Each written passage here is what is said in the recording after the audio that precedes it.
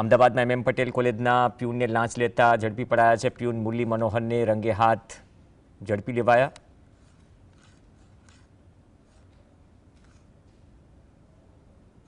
જેમાં કોલેજના ટ્રસ્ટી તિમીર અમીનનું નામ પણ સામે આવ્યું છે। તેમણે ફરિયાદી પાસેથી 5 લાખ રૂપિયાની લાંચ માંગી હતી, જેમાં 2 લાખ રૂપિયા અગાઉ જ આપવામાં આવ્યા અને બાકીના 3 લાખ રૂપિયા મેળવવા પટ્ટાવાળા મુરલી મનોહરને આપવાની વાત કરવામાં આવી। ટ્રેપ દરમિયાન પટ્ટાવાળાએ 3 લાખ રૂપિયા લેતા રંગે હાથ ઝડપ્યા। ફરિયાદી નિવૃત્ત આચાર્યની પેન્શન અને રજા પગાર ફાઇલ પાસ કરાવવા માટે આ લાંચ મંગાઈ હતી। હાલ ટ્રસ્ટીની શોધખોળ ચાલી રહી છે અને વધુ કાર્યવાહી કરવામાં આવી રહી છે। मुरली मनोहर रामलालजी जंडोल आ मुरली मनोहर ने रकम आपी देवा माटे एमणे बात करेली એટલે ફરિયાદી રકમની વ્યવસ્થા એસીબીએ કરી આપેલી।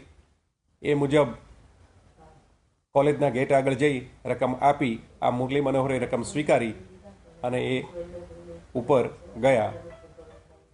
દરમિયાનમાં છટકા મુજબની કાર્યવાહી મુજબ એ આ રકમ એમણે સ્વીકારી છે, રંગે હાથ ઝડપી લેવાયા।